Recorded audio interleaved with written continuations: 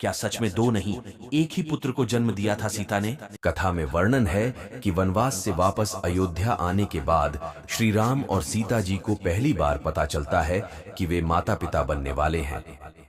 सीता के गर्भवती होने की सूचना मिलने पर पूरे महल में खुशियों का माहौल फैल गया। राम के साथ साथ परिवार के सभी सदस्य अत्यंत प्रसन्न थे। लेकिन यह खुशियां बहुत देर तक नहीं टिकी। जब यह बात प्रजा तक पहुंची तो लोग सीता को शक की नजरों से देखने लगे। जल्द ही यह बात सबको पता चल गई कि सीता जी अपने पति से दूर लंका में रहकर आई हैं, और यह सब जानते हुए भी श्री राम ने उन्हें अपना लिया। लंबे समय तक रावण की लंका में रहने के बावजूद भी सीता जी अयोध्या के महल में सुखी थीं, और यह बात वहां की स्त्रियों को चुभने लगी। अयोध्या की सभी पत्नियां राम का उदाहरण देकर अपने पति का विरोध करने लगीं। जब यह बात श्री राम तक पहुंची तो सीता जी ने स्वयं ही अयोध्या छोड़कर चले जाने का फैसला कर लिया। महर्षि वाल्मीकि का आश्रम लक्ष्मण सीता को जंगल तक छोड़कर आए, जहां महर्षि वाल्मीकि उन्हें आकर ले गए। इस समय सीता जी गर्भवती थी, लेकिन प्रजा का ध्यान रखते हुए सीता ने एक आम सन्यासिन बनने का निर्णय लिया। महर्षि वाल्मीकि ने सीता को अयोध्या की सभी बातें भुलाकर एक सामान्य जीवन व्यतीत करने की सलाह दी। कुछ महीने गुजरने के बाद आखिर वह समय भी आ गया जब सीता जी एक संतान को जन्म देने वाली थीं। इस बीच ना उन्होंने अयोध्या के साथ किसी प्रकार का कोई संपर्क साधने का प्रयास किया, और ना ही वहां से वाल्मीकि आश्रम में कोई संदेश आया।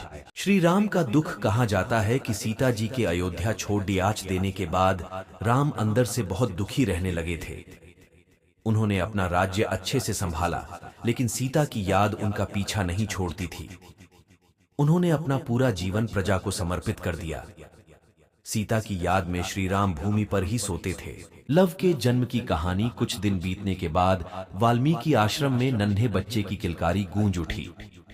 सीता जी ने एक सुंदर बालक को जन्म दिया। सीता जी द्वारा संतान को जन्म देने की घटना से संबंधित कई कहानियां प्रचलित हैं।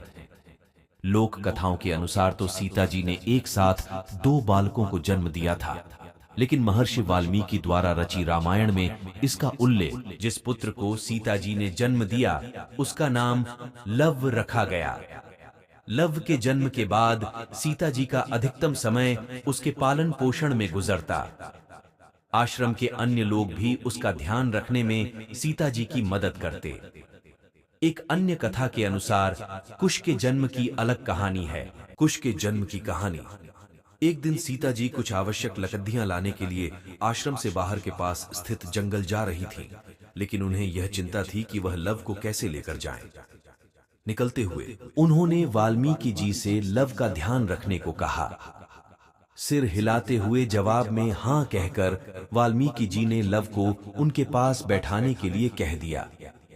लेकिन जैसे ही सीता जी कुछ आगे बढ़ीं तो उन्होंने देखा कि महर्षि अपने कार्य में इतने व्यस्त हैं कि लव की ओर देख भी नहीं रहे। सीता जी ने लव को साथ ही लेकर जाने का निर्णय लिया, लेकिन जब उन्होंने लव को उठाया तो महर्षि ने यह दृश्य नहीं देखा।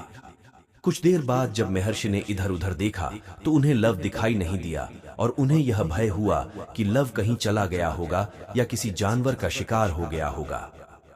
वाल्मीकि चिंतित हो उठे। महर्षि वाल्मीकि सोचने लगे कि अब वह सीता जी को क्या जवाब देंगे। सीता विलाप करने लगेगी। इसी डर के कारण वाल्मीकि जी ने पास में पड़ी डी शेकुशा घास को लिया और कुछ मंत्र पढ़ने के बाद एक नया लव बना दिया। यह लव हूबहू पहले जैसे लव की तरह ही था। उन्होंने सोचा कि सीता के वापस लौटने पर वो उन्हें यही लव सौंप देंगे और कुछ नहीं बताएंगे। कुछ समय के पश्चात जब सीता आश्रम लौटी तो उन्हें देख महर्षि चकित रह गए। उनके पास लव को पहले से ही देख वे अपनी आंखों पर विश्वास नहीं कर पा रहे थे। पूछने पर मालूम हुआ कि सीता जी लव को अपने साथ ही ले गई थीं, लेकिन नए लव को देखने के बाद सीता जी अत्यंत प्रसन्न हुई। कुशा के कारण जन्म होने की वजह से उसका नाम कुश रखा गया, और वह श्री राम और सीता जी की दूसरी संतान के रूप में जाना गया।